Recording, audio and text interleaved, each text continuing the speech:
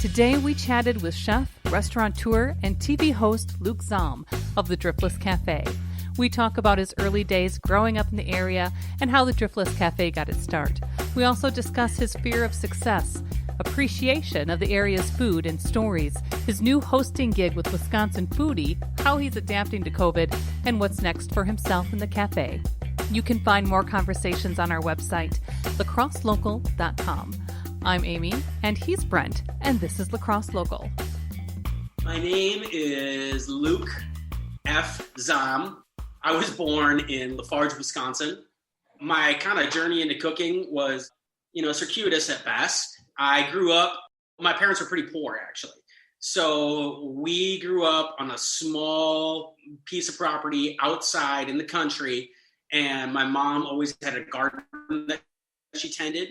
And then, we kind of stabilized that with, proteins that my dad hunted or, buying quarters of beef or raising chickens, stuff like that.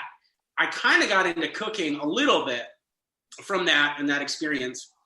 I didn't really realize how much cooking meant to me until I was in the process of, going through college and even in high school. I was working in restaurants the whole time. That's how I kind of paid my bills. And I got to that crossroads in my life where, you got to make a decision. What do you want to pour yourself into? And the only thing that I really had that gave me any, shape or meaning in my own identity was cooking and the food that was coming out of southwestern Wisconsin. That, for me, was a game changer. And so it kind of opened the door for me to not only want to cook that food, but it also really shaped where I went with that food. I wanted to be associated with those crazy farmers that were changing the conventions of how they farmed and weren't doing it like Dad did it previous. It was people who were being progressive and really pouring themselves into what they loved. And that's what I wanted to do too.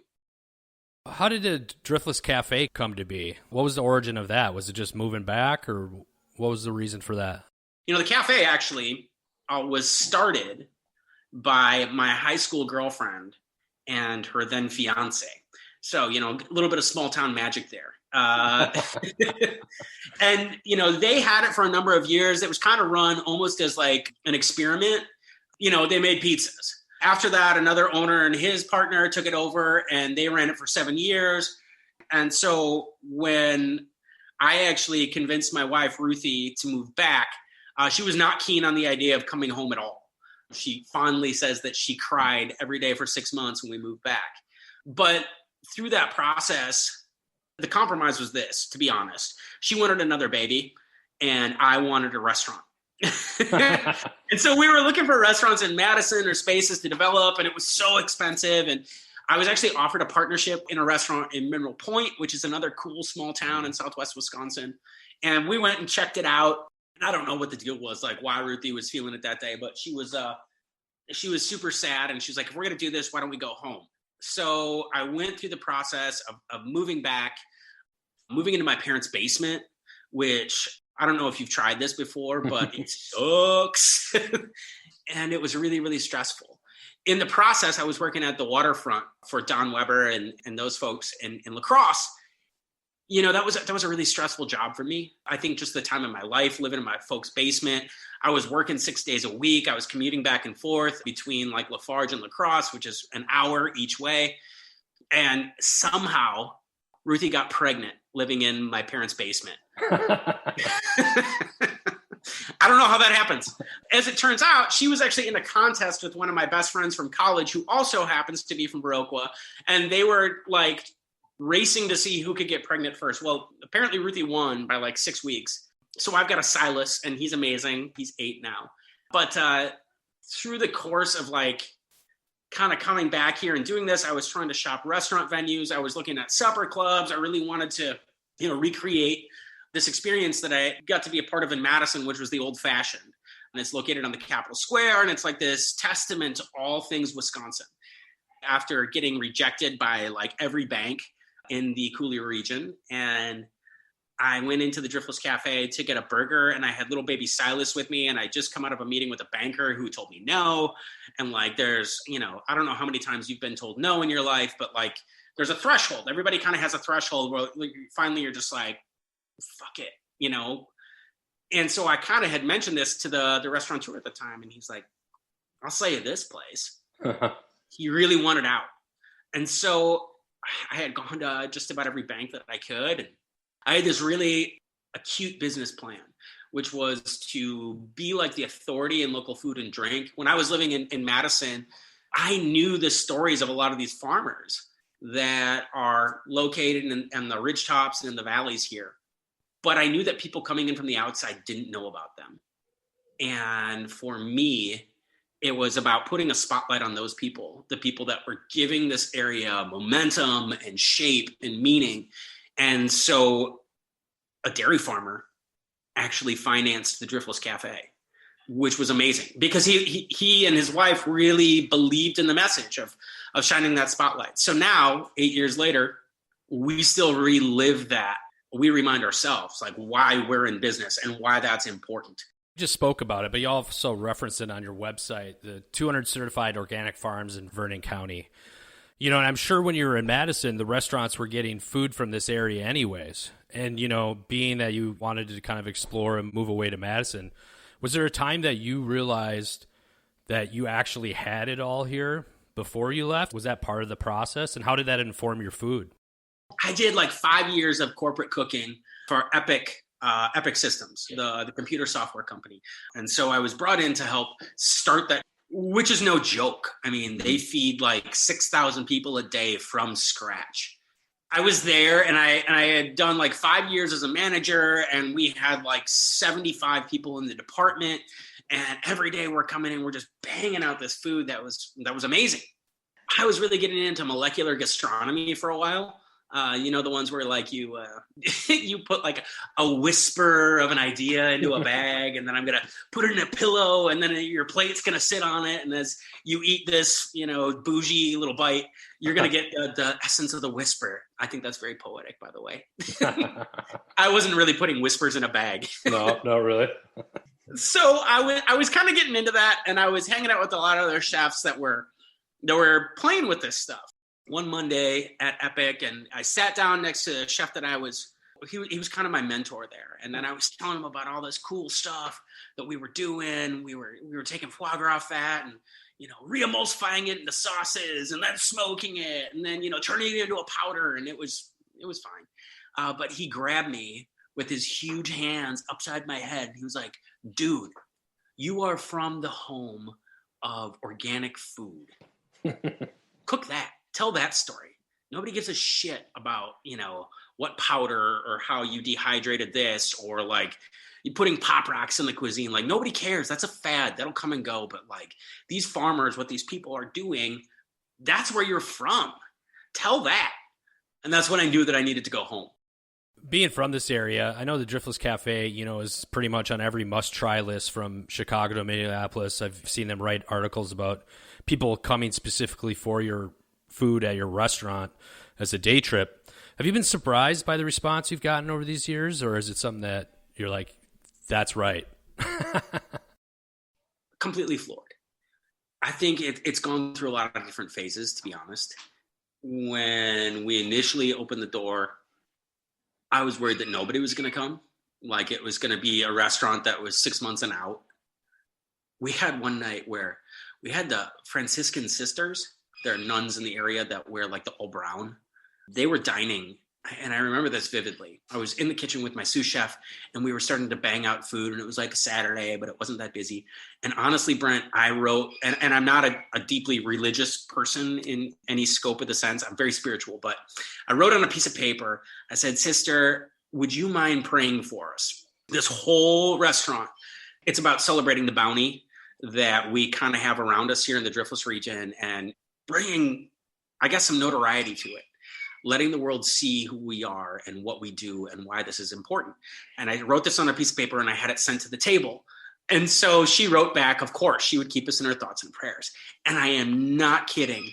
That same night, like literally while she's dining, she eats carrots with her food. She gets her steak well done, like really, really well done, which is kind of gross, but whatever. And I'm not kidding. Like the place exploded. There was a line around the block outside into the alley where people were waiting, and the wait time was 2 hours to get a table. And like, we started to kind of lose it. Like, we're not built for that. We're 44 seats. So people were literally bringing lawn chairs and sitting outside with blankets. And we were running them drinks from the inside and like trying to make it as hospitable as possible for them to be there. And I wasn't ever really sure why. I think that there's like some sort of longing that we have, number one, for community, but then there's that connection I think that people are really looking for, and authenticity. You know, I don't want to say that like there's anything really special or unique that we're doing, but it is a very authentic expression of our love for this place and its people. Growing up here in the Cooley region, it was just on that edge where people could still latch onto it, but then it was wild and progressive and different. And I was putting green sauces on the plate, and it was really pretty and like making it an artistic focal point. And then it kind of blew up. 2017, God, we went through Valentine's Day, and Valentine's Day is like one of the worst holidays. There's not a lot of money in it, and at the same time, like, you want to make that experience romantic and beautiful for folks. Got through it, and Ruthie and I went out for a hike the next morning, and you know, didn't really think much about it. But before we went on this walk, the James Beard Society published their list, you know, their annual list of semifinalists, and lo and behold, we were on there, and we got no advance notice.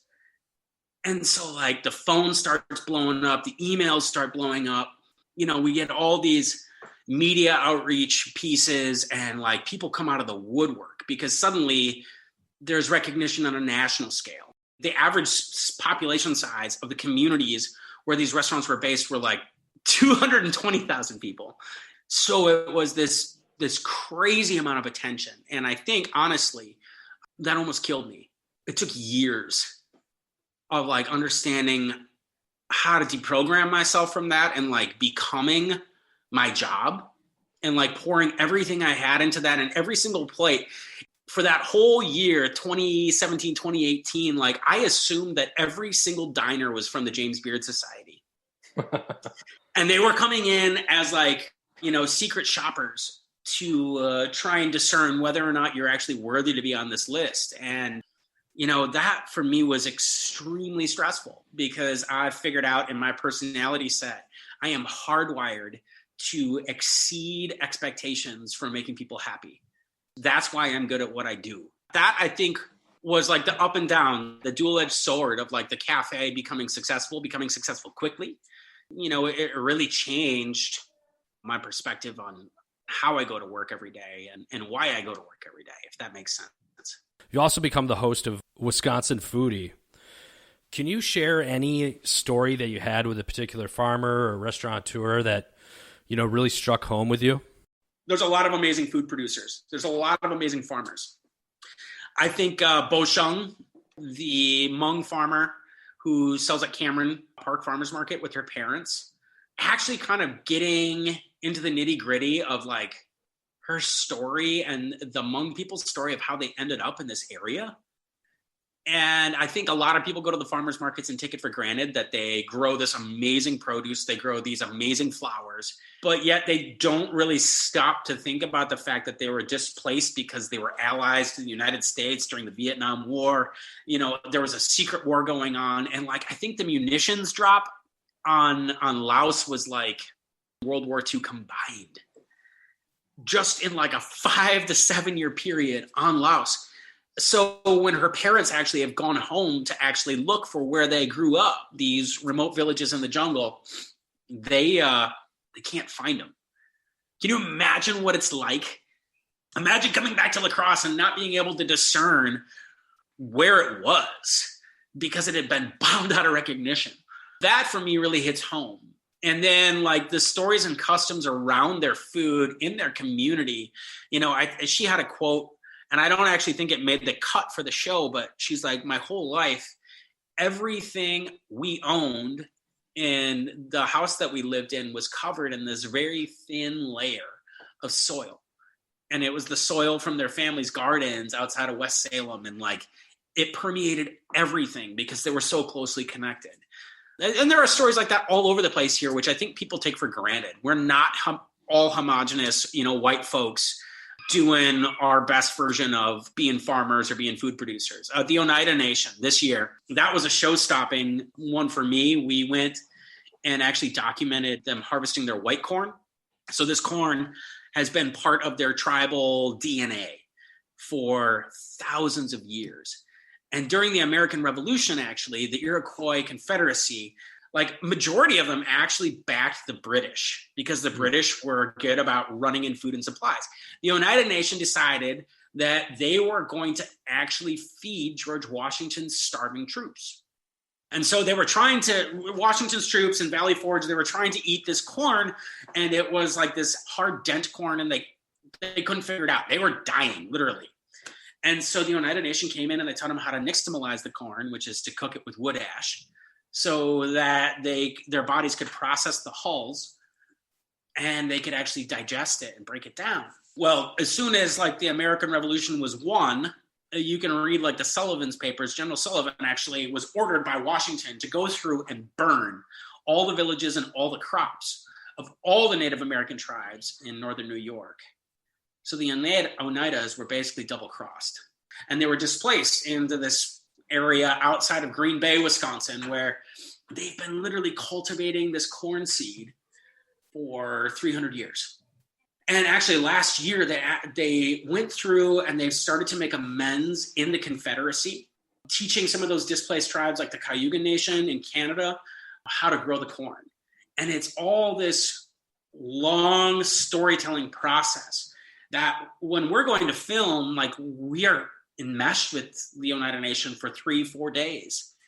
And you start to realize the gravity of the conversation. This corn is literally hardwired into their DNA as people. It represents their struggle for independence. It represents everything beautiful and free and connecting between them and the environment around them.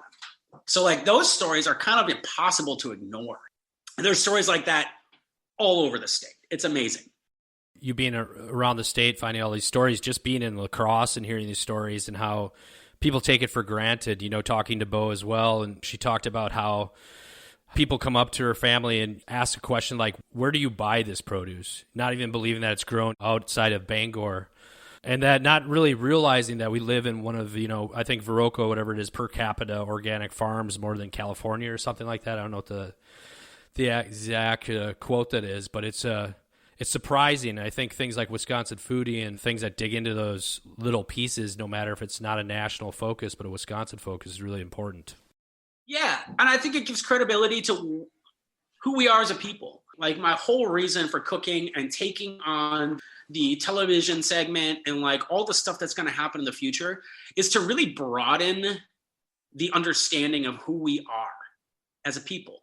And I say that meaning all people who live within the boundaries of this state, and even, some people in Minnesota, definitely not Iowa, but, we encompass a lot. And there's a lot of beautiful tradition that's here. There's a lot of tragedy that we kind of have to overcome collectively. But what I really want is I want my kids and your kids and all the kids who grew up here to have an understanding of why we are celebrating who we are and where we're from and the people that make this place possible. Speaking of the all overarching topic, what's next for the Driftless Cafe? We're in the time of COVID. How are you adapting? Is there anything you're really excited for? How has this process been for you? This process has been horrible. I mean, I think as, a citizen of the world right now, it's very, very eye-opening. We closed the doors for the cafe for about 65 days during the spring. I guess there was some really good stuff that came out of that, to be honest. It was the first time in 7.5, 8 years that we really took a breath. And we had to ask ourselves, why is it important to open this restaurant back up? What is it that discerns us from other restaurants in the area or other restaurants in the United States? What is the mission? How do we go about reformulating that vision in the face of an invisible, virus? COVID has definitely changed the way that we think about that. Even in the last couple of weeks, we've had to redefine, we've had to sift and winnow again and look for answers and like these universal truths. Why are we keeping the doors open? I think every single independent restaurant in America right now, Brent, is losing money every single day. I know that. But it's dark, man. I mean, the Independent Restaurant Coalition, they say that 85% of independently owned restaurants in the United States are going to close their doors within the next year. 8 out of 10 independently owned restaurants are going to shut down. And all those avenues to that food that you love and appreciate, they're gone because you can't withstand having the plug pulled on you so many times. I think for us, I'm actually getting really excited to do some basically house parties, small pod dinners. I've been writing a lot of menus from different points of perspective. So I have one that's coming up here in the new year. The menu's written from the perspective of Eli Cash. Eli is one of the protagonists in the Royal Tenenbaums. He's the neighbor kid across the street who is constantly looking into the world of Tenenbaums, and he basically idolizes them. And he comes to his own peak of success, but then at the same time is constantly pushed out. He's not a genius. I'm really excited to do that. But I'm excited to cook for people and have them be, virtually unaware of like how this is all coming to be and hearing a storyline through cuisine and not based on my presence or my ability to tell a story. I'm really excited. We're going to do some stuff at the Sylvie Theater in Madison. We've been working a lot with the folks from the Eau Claire's project, or the Eau Claire project, that's funded mainly by Justin Vernon and those folks. But putting together these interactive dining experiences that really take people to a time and place. And I think, again, it just goes to like communicate who we are as a people. We're going to probably launch a dinner club. We're actually mulling that over. And that would be like a private dining club for a small amount of people, 20 people or less, but it's completely interactive. We're actually converting part of our property here, our home property, to this experience where people can come and have dinner and have it be authentically driftless. And we get rid of a lot of the pretensions that happen in a restaurant. You cut through a lot of that BS, and it's just this experience of us opening our doors and creating this dinner environment for you and really weaving through a lot of different storylines for food that I don't think is meant to be made in mass. It's not meant to be made at the Driftless Cafe because it's too unique. It's too special. And I know that I sound like an absolute jerk saying that. I feel like I'm Kanye West right now. It seems from this time, from asking musicians and artists how this experience has been for them, it's of course it's been horrible, but they are becoming more innovative in what they're trying to sell, what they're trying to produce. They start new projects and things like that. If people want to follow along with your sort of transition and what you're turning into, what's the best avenue for them to follow along? That's a good question. I think obviously social media is the easiest one to follow along. The producers at Wisconsin Foodie started Chef Luke Zahm as a Facebook page, which is, I feel, a little bit like grandiose for a kid from Lafarge, Wisconsin. But, you can follow along at the Instagram account, Forever Forward Wisconsin, or Forever Forward Wis. You can follow along at wisconsinfoodie.com. Obviously, we're going to have a lot of stuff coming up here in the next couple of months. Our next season goes out in January, so it's being turned into PBS right now. We're going to launch a Patreon account at that time so you can get like a lot of the behind the scenes stuff, like a lot of my reaction to things that are very authentic and sometimes not rated G are caught on camera, and we can't release it because it's PBS. So we want to give folks this chance to follow along from the inside and be a part of that experience with us. Lacrosse Local Podcast is a production of River Travel Media. Do you have an interview idea you would like to share with us? Message us on Facebook at Lacrosse Locals. Subscribe to the Lacrosse Local Podcast on your favorite podcast app. If you like us, rate us 5 stars. We thank you for it.